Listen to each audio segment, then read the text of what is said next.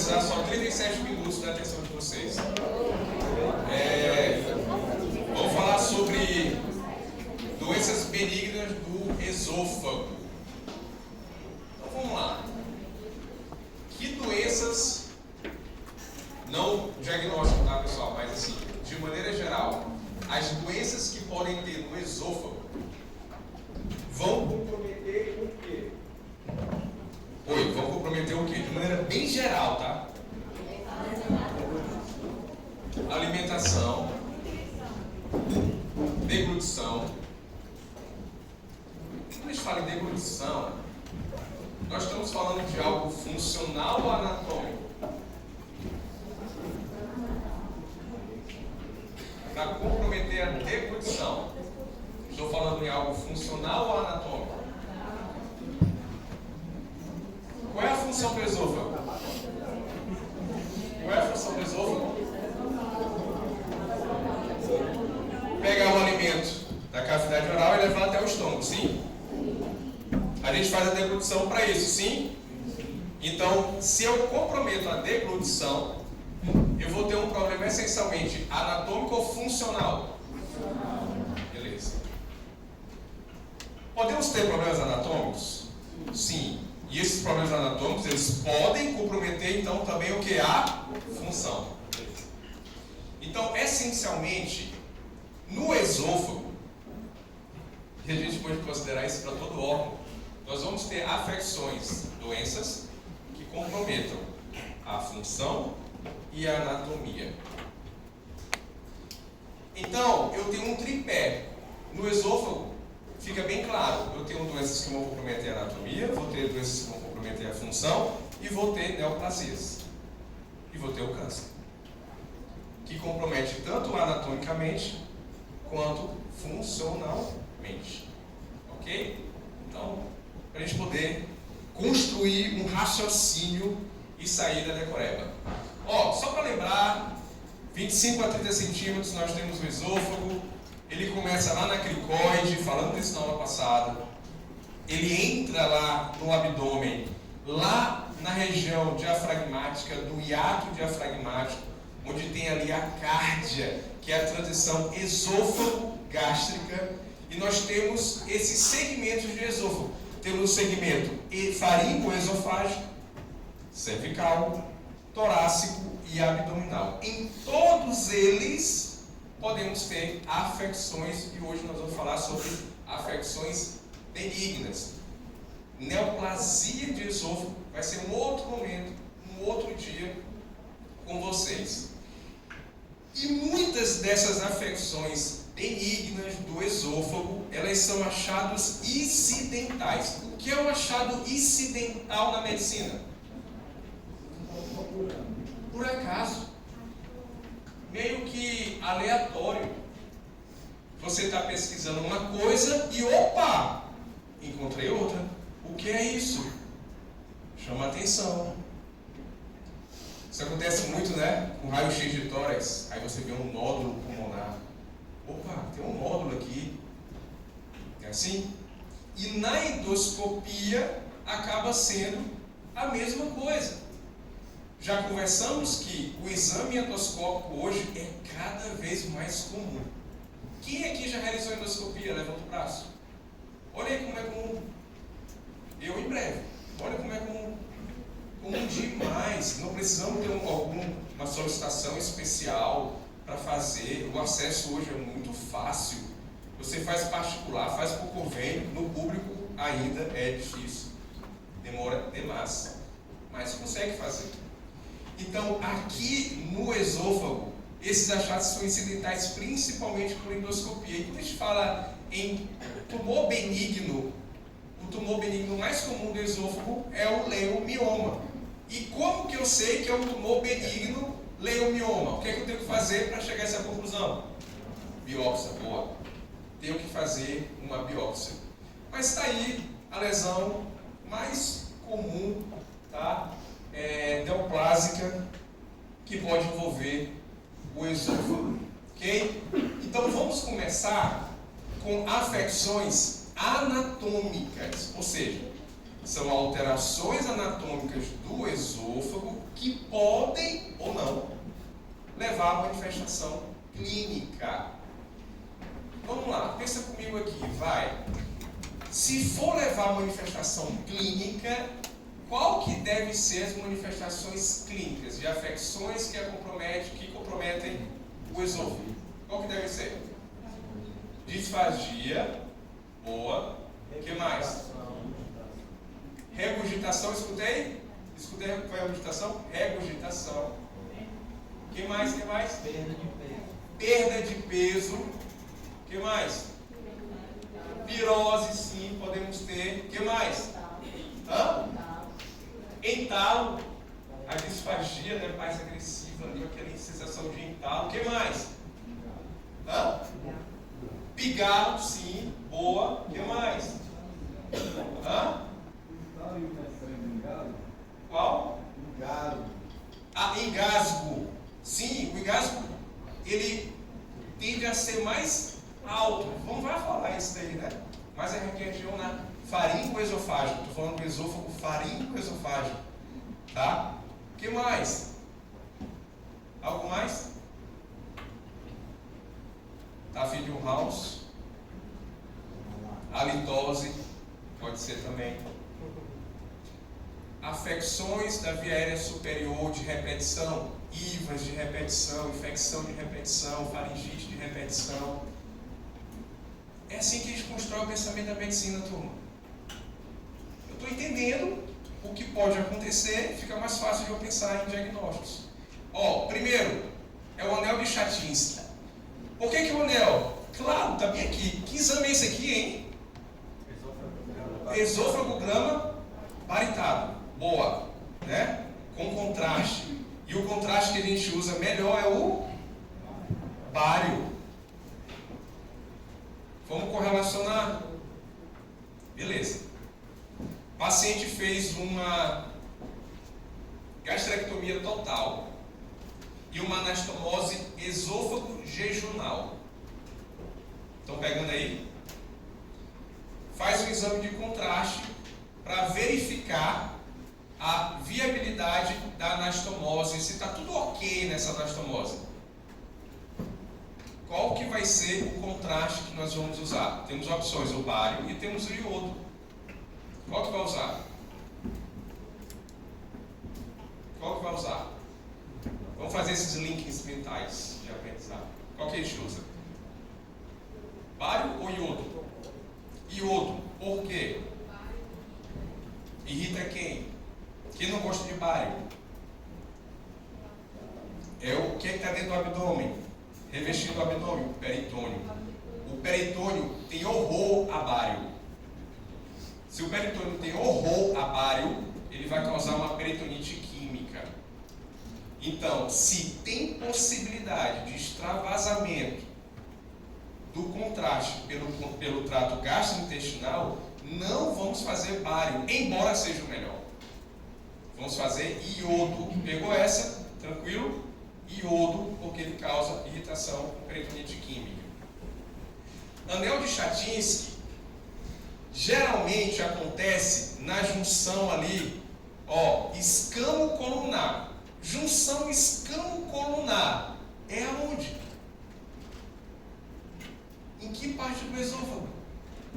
Inferior. Inferior. Boa, nós falamos isso na aula passada. Então estamos falando de junção o quê? Esôfago gástrica. Terço distal do esôfago. Escamo colunar. Escamoso não é o esôfago? Colunar não é o gástrico? Então, o que é que eu posso correlacionar de agravo ou afecção ou doença que pode se correlacionar com a presença de um anel de Chatinsky? Que doença?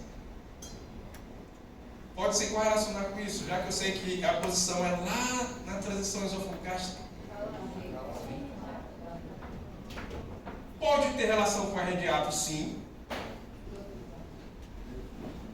E refluxo. Então ela tem uma correlação com doença do refluxo esôfago-gástrica e com hérnia de hiato. problemas na região. Ok? Geralmente é assintomática. Lembra que eu falei? Achado incidental. Quando sintomática pode levar à disfagia. E uma das teorias de sua formação é uma fibrose submucosa. Turma, onde que forma fibrose? Que processo leva a fibrose?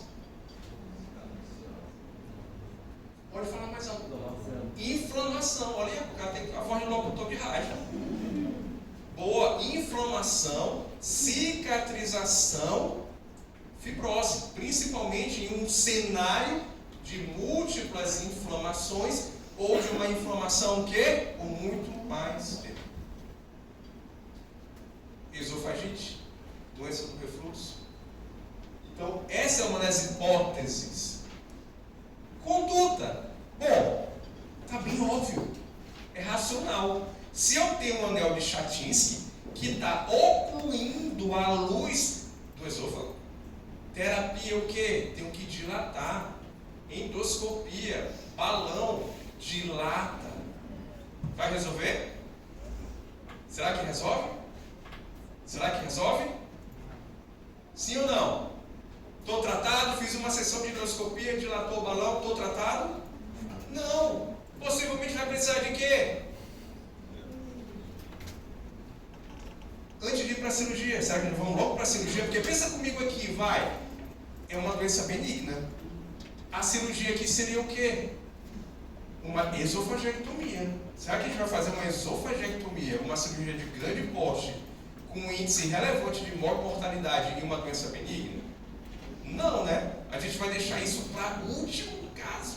Cara, como eu já esgotei meu tratamento não invasivo. Então, o que é que vai precisar? De novas sessões de dilatação. De acordo com a resposta do doente. Então, essencialmente, esse é o tratamento. Agora, o paciente, já não está mais resolvendo.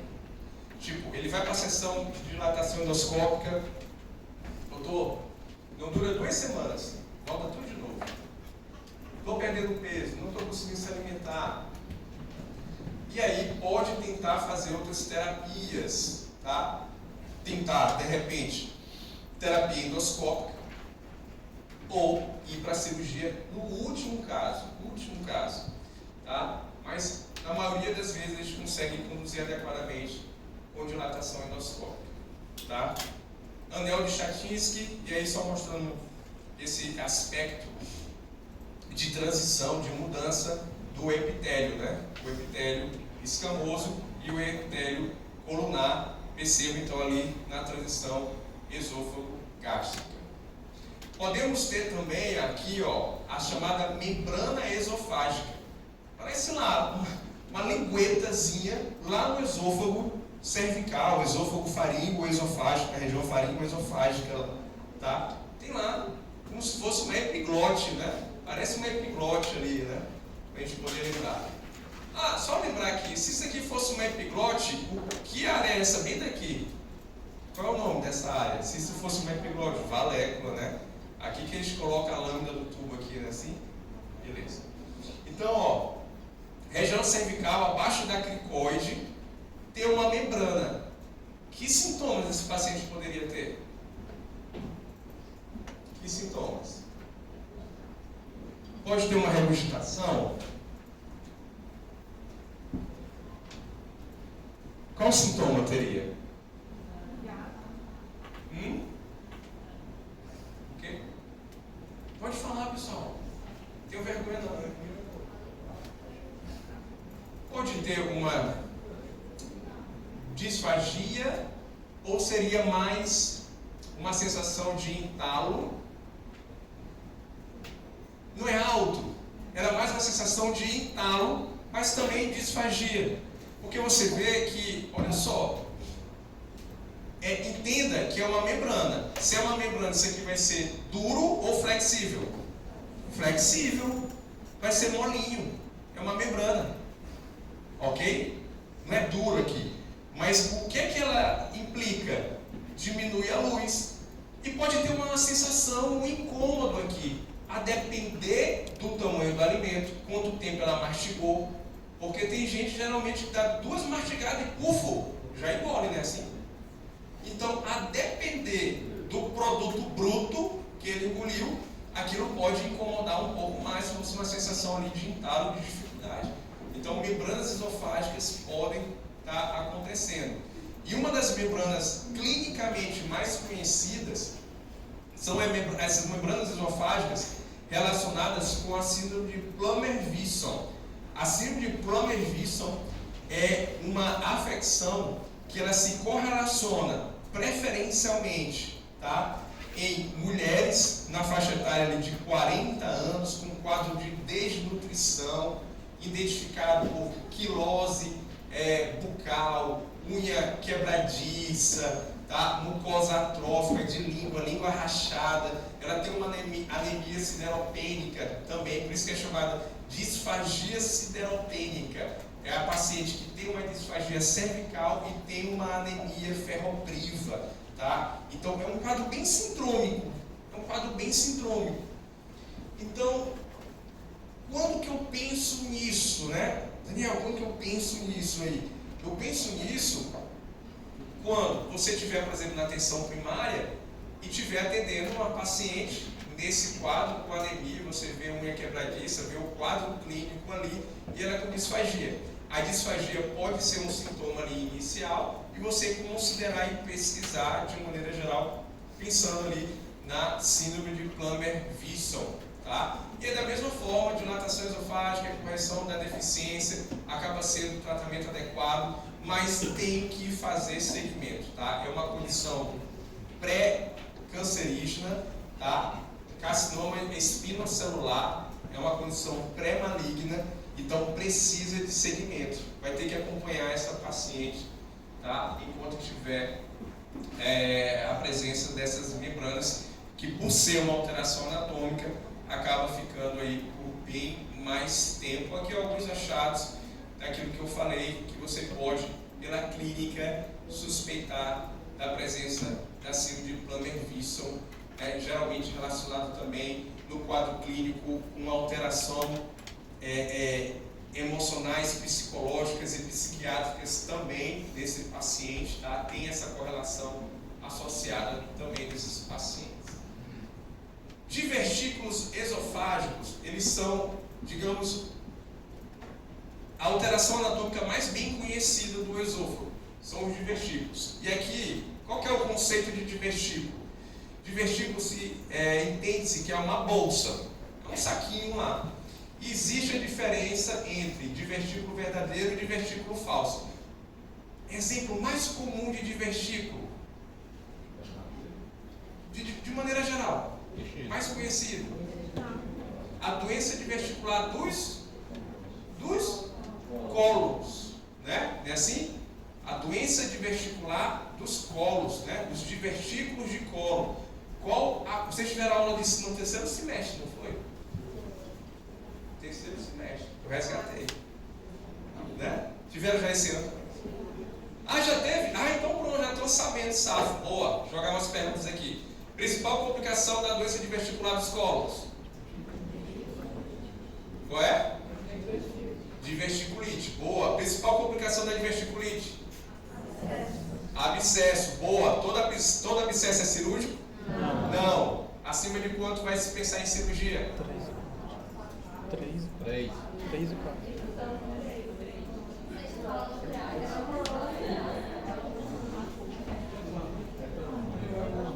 Depende. O abscesso pode ser puncionável. Se eu puncionar ele e drenar percutaneamente guiado, resolvo, não precisa operar, não é assim? Então, geralmente a gente vai operar em que situações?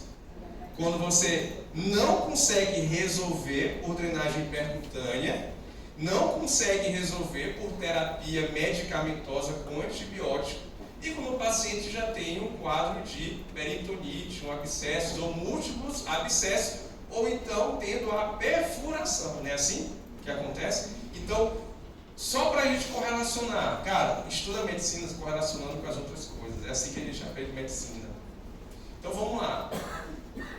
O divertículo de colo é um divertículo verdadeiro ou falso? Falso. Por que é falso? Porque ele não tem todas as camadas, não é assim? O que faz formar um divertículo de colo? Qual é o principal mecanismo? Qual é? Aumento da pressão aonde? Intraluminal. O que é que faz aumentar a pressão intraluminal? O que é que faz? Cocô duro. É duro, vai ficar parado. A motilidade vai ser mais lenta. O que é que faz cocô duro? Hein?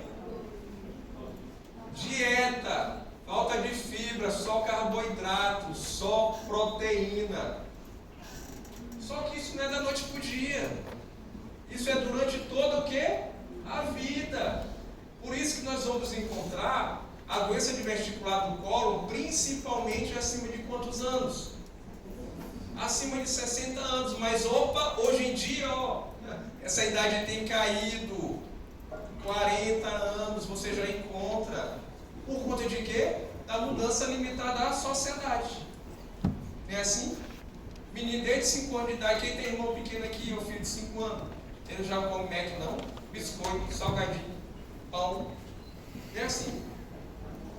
Bota 20 anos nisso nele, bota 30 anos nisso nele. Ok? Então, ó, a gente correlacionou com isso e aqui é a mesma coisa, turma. Mesma coisa. Então, o esôfago, ele é um tubo oco. O principal mecanismo que pode estar levando a divertículo esofágico é o aumento do quê? Da punção, aumento da pressão intraluminal.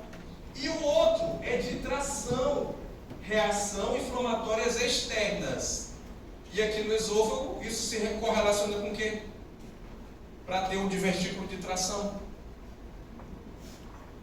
Que afecções pode levar a um divertículo de tração no esôfago? Aonde?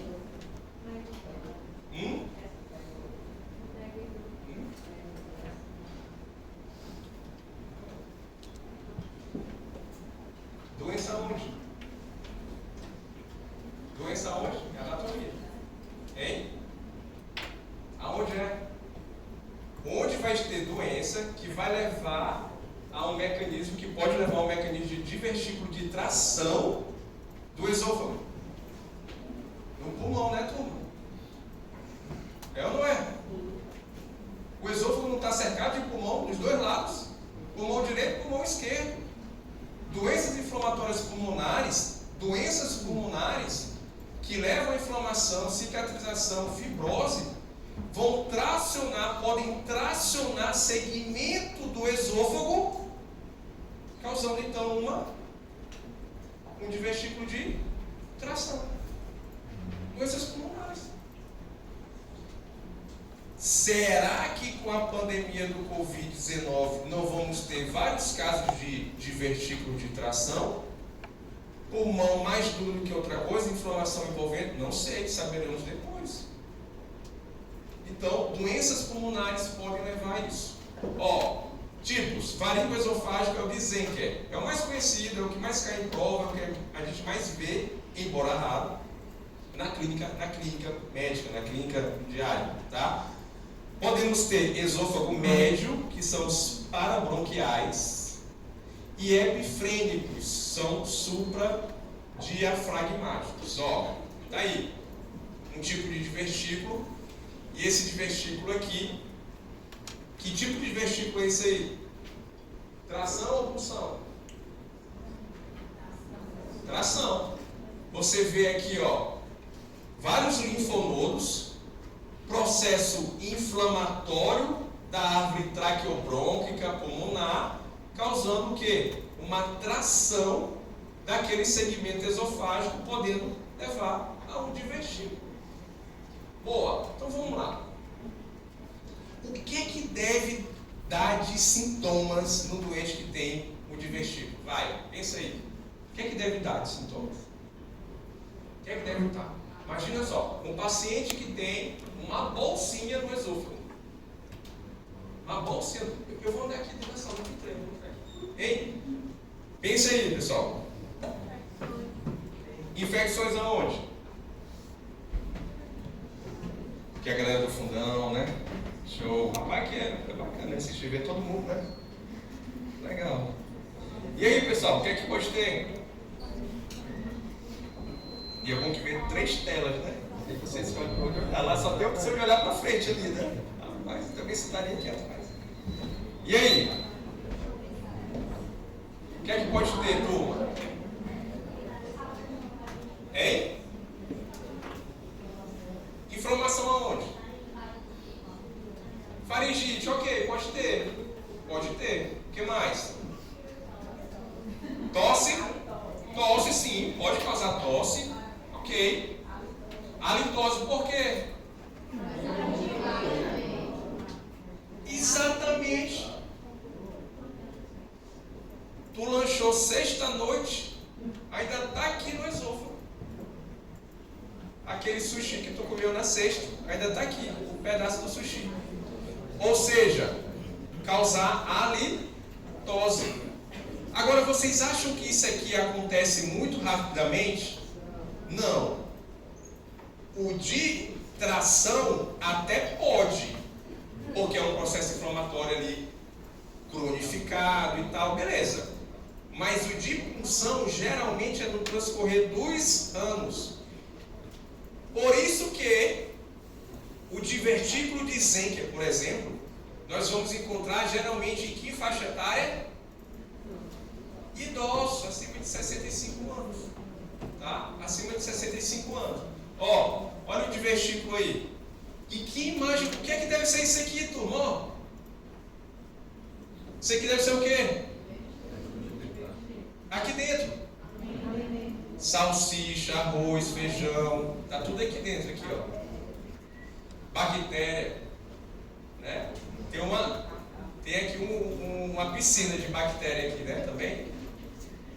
Então tá aí, isso vai levar a litose, isso pode levar a disfagia, tá? Divertículo dizer que são os mais comuns, geralmente são pacientes idosos, né? E ele está correlacionado anatomicamente, né, com perda da elasticidade tecidual e redução do tônus muscular. Lá em uma área bem específica, na região do cricofaríngeo, que é chamado triângulo de Killen. Ou seja, vamos correlacionar aqui, hérnia inguinal. Não é comum acontecer em idosos? Por fragilidade. Hérnia da parede abdominal, vai. Por fragilidade da parede abdominal, da musculatura, da face, não é comum de ter? Tá? Aqui é o mesmo pensamento. Então, musculatura do cricofaríngeo, ali lá na porção do triângulo de Killen, isso pode, então, facilitar a ocorrência de um divertículo de Zenker. E muitas das vezes é passar desapercebido. Tá? Se confunde muito, por exemplo, a halitose se confunde muito aqui com problemas de dentição. E aí considerar que isso é porque o problema de dentição não trata pacientes com nível social mais baixo e acaba passando e deixando por isso mesmo. Tá? Então aqui, ó, olha a região aqui do cricofaríngeo, triângulo de Killen, e aqui, ó, isso aqui é a serosa, né, do esôfago. Essa camada aqui mais externa é a serosa do esôfago, né? Sim ou não? Sim ou não? Sim ou não? Hein? Valendo din-din gourmet. Sim ou não? Não, o esôfago não tem serosa não, pessoal. Lembra? Não tem serosa, tá? Então isso aqui deve ser o quê? Mucosa. Mucosa. Vamos lembrar? Esôfago, mucosa, submucosa e muscular. Lembra que eu já falei na aula passada? São quantos músculos que tem envolvendo o esôfago? 2. Um circular e outro longitudinal. Não é assim? Tá? Então o que acontece? O músculo que está fuleiragem, não é assim? O músculo que está fuleiragem, não tem fragilidade, não é um divertículo de punção. Então, o aumento da pressão pressão intraluminal vai empurrar quem? Mucosa. E a muscular deixa passar, sai a mucosa. E aí a gente vê justamente essa bolsa de mucosa na região do esôfago. Aí o divertículo de Zenker fica lá aquela bolsa lá, e aí vai relacionar com o quê? Halitose, infecção de viária superior, IVAs de repetição. Daniel, quer dizer que acontece mais em idoso? Se é um idoso que teve um AVC, acamado, com dificuldade de deglutição, do ponto de vista neurológico, o que é que isso pode causar? Broncoaspiração. E a broncoaspiração pode complicar com o que? Além de uma pneumonia. Com o que? Além da pneumonia. Com o que? Outra complicação que uma broncoaspiração aí contínua pode comprometer lá no pulmão.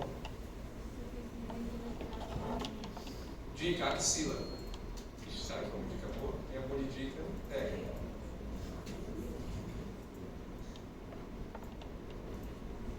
Um dos abscessos mais comuns é na região axilar, né? Abscesso pulmonar. Uma das complicações que pode ter é um abscesso pulmonar. Não pegaram a dica não, né? Foi ruim a dica, né? Você é a dica, você. Foi mal, beleza. Mas abscesso pulmonar. Abscesso pulmonar, você vai fazer uma enchente, vai ver uma caverna que vai ter nível líquido, que vai ter lá aquilo ali, a secreção contaminada, infectada, na verdade, não é nem contaminada, é infectada por pus, vai ter uma caverna, vai ser um abscesso pulmonar, tá? Repetição, ó, tendo ali regurgitações. Ó, em geral, assintomático, tosse intermitente, salivação excessiva. Na criança é o quê? É o quê? Pode ser dente com quantos meses? 6, 7 meses. Que vai dar uma febre. Febre alta ou baixa? Baixa. Criança maior, tem 7 anos, já nasceu os dentes tudinho. Salivação excessiva. Vai ser o quê? Verme. É assim? Menino que gosta de comer reboco de parede. Verme também, né? Tem até uma síndrome nisso daí. Enfim, vamos voltar. Disfagia intermitente, halitose, regurgitação e o risco de aspiração. Pneumonia aspirativa, abscesso pulmonar, ok? E aí, infecção, a gente tem que pensar em... Infecção, a gente pensa em... sepse. Não é assim? E sepse a gente tem que reconhecer cada vez mais precoce para conseguir tratar adequadamente. Boa. Daí, é um problema anatômico, então vamos procurar corrigir cirurgicamente. E a cirurgia aqui seria retirar essa bolsa, fazendo então uma diverticulectomia. Pega lá, pode ser feito aberto, hoje pode se fazer até por endoscopia. Traciona, passa o grampeador, tirou aquele divertículo. Se resolveu. Beleza? Tranquilo? Vamos agora para finalizar. Distúrbio de motilidade esofágica. Então vamos lá. Racional. Se é um distúrbio de motilidade, onde que vai estar o problema? No músculo. Então é na musculatura. Beleza. Quem controla essa musculatura? Plexo. Que plexo? Qual é o nome dos plexos? Auerbach e o de Meissner. Qual que é o mais próximo da mucosa? Meissner, M, mucosa, Meissner, M, Meissner, tronco perto da mucosa. Boa. Então, estou falando de problema local, não é isso? Mas o problema pode ser aonde também?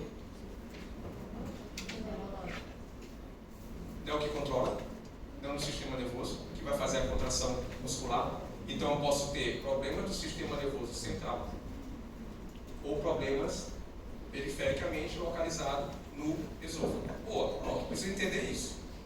Então, eles são funcionais, vão interferir na deglutição e na disfagia. Pode ter dor torácica, pode causar dor torácica, sim ou não? Sim, porque a gente imagina como se fosse uma cólica esofágica. A gente imagina que vai estar completamente comprometido a função. Vamos lembrar dos 3 tipos de peristalses esofágicas. Você lembra? Primeiro, primária. O que estimula a primária? O que estimula a primária? É o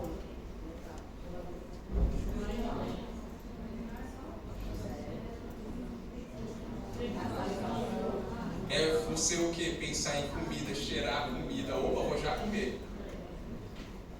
Motilidade secundária é a presença do alimento.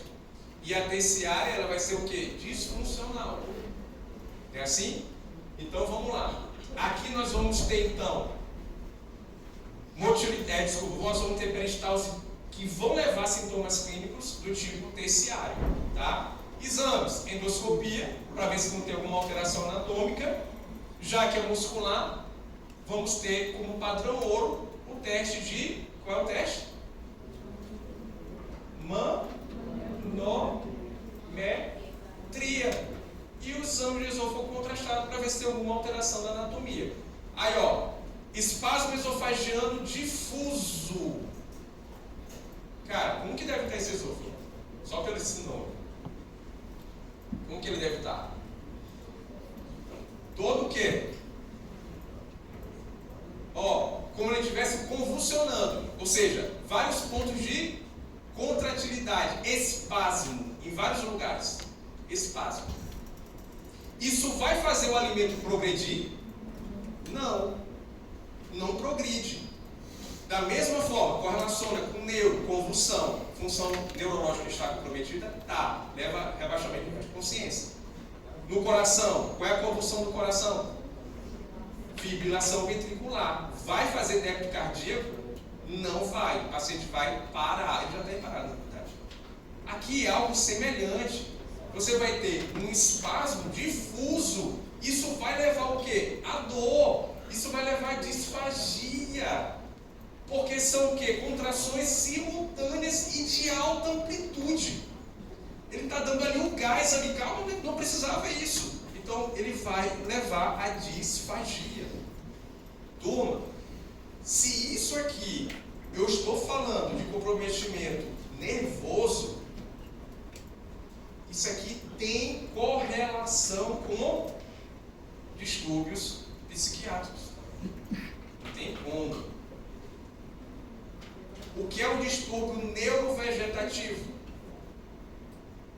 O que é? Distúrbio neurovegetativo. O que é que seria isso? Vamos lá. Quem fica ansioso em véspera de prova importante? Levante a mão. Tem um cara mentiroso aí. Ninguém fica. A ansiedade em véspera de uma prova pode se manifestar em cada um de maneira diferente. No trato gastrointestinal. Alguns podem ter episódios diarreicos. Comeu, vai direto para o banheiro. Outros não tem apetite nenhum, não come nada. Não quero comer nada, não quero nada. Aí a mãe ou o pai come, menino, está só estudando, rapaz, come alguma coisa, não quero, não estou fome não. Outros come tudo, meu amigo, que bota na frente, vai comer tudo. Não é assim? Isso é o quê? É uma manifestação neurovegetativa. É um distúrbio neurovegetativo isso. Então, quando eu falo que tem distúrbios psiquiátricos, esses distúrbios psiquiátricos não é que vai levar ao espasmo esofagiano difuso. Eles vão o quê? Piorar, acentuar os sintomas e as manifestações naquele problema neurológico que ele vai ter. Então temos várias síndromes neurológicas e aí nós vamos ter aqui esse formato, vou já mostrar, formato de saca-rolhas, tratamento sintomático, o controle do distúrbio psiquiátrico, dilatação endoscópica, utilizar bloqueador de canais de cálcio, Porque para ter contração muscular, né, vai ter liberação do cálcio, para ter a contração, usa um bloqueador de canal de cálcio. Infiltração de toxina botulínica para ver se relaxa. Onde nós vimos a terapia com toxina botulínica? Em que doença? Na acalásia. Porque não está aumentado lá, a pressão de relaxamento não está aumentada. Fazer aqui a mesma terapia. Cirurgia em casos extremos, meu amigo, esofagectomia num caso desse, extremo mesmo. Tá? Então, segue aí. Olha o esôfago. Então tá aí o esôfago de saca-rolhas. Como é que passa aí alguma comida? Vai ter dor, disfagia, desconforto. Tá? Tem o esôfago de quebra-nozes. Então imagina, para quebrar uma noz tem que ter muita força. Então ele é conhecido como peristaltismo de alta pressão, tem grande contratilidade e é o mais comum dos distúrbios de hipermotilidade. Ele é muito doloroso e causa mais na região de esôfago distal. As causas dessas afecções não são bem esclarecidas, tá? Atualmente não tem aqui, vou tratar diretamente aquilo ali, né? Se avança, como está se avançando hoje, por exemplo. Na minha época, quando surgiu, já tiveram aula de obesidade, cirurgia de obesidade, essas coisas? Já tiveram? Tiveram, né? Não. Mas rapidinho, eu lembro bem que quando começou assim, a bombar a cirurgia bariátrica, falando-se já em cirurgia metabólica, né? Tratando naquele paciente obeso a hipertensão e tratando o diabetes, eu lembro bem que já se direcionava pelos mecanismos, né? GLP-1, PYY, já se direcionava, cara, daqui a um tempo, eu estou falando isso de coisa de 15 anos atrás, daqui a um tempo vai ter um remédio que vai tratar tão bem a obesidade como a cirurgia bariátrica trata hoje. E é o que está acontecendo, tá? Porque você consegue desmascarar, né, com os estudos, mascarar a via metabólica que vai levar à obesidade. E já tem avançado muito nisso. Outro distúrbio de motilidade. Disfunção do esfíncter esofagiano superior. Então beleza. Se eu tenho uma disfunção do esfíncter esofagiano superior, cara, eu vou ter disfagia no pescoço, na deglutição, não vou deglutir adequadamente, tá? Aí as relações com o sistema nervoso central ou periférico, localização aqui bem, o paciente aponta, eu não consigo engolir. Tá? Não consigo engolir, tem um entalo aqui, uma sensação de peso. Aí tem aquela mesma coisa como se fosse o divertículo de Zenker, né? Expectoração excessiva, né? E aí dilatação endoscópica, cirurgia, esofagotomia cervical, como último caso. Então, se eu tiver uma disfunção do esfíncter, vou lá, vou ter que abrir, né? Abre a musculatura para poder liberar a pressão através de uma esofagectomia esquerda. Lembra que eu falei para vocês, né? O esôfago cervical é mais à esquerda, o proximal do tórax é mais à direita e o distal do tórax, terço médio distal, é mais à esquerda novamente, né? Então, vai operar esôfago distal, toracotomia esquerda. Vai operar esôfago proximal, toracotomia direita. E esôfago cervical, cervicotomia esquerda. Acabou.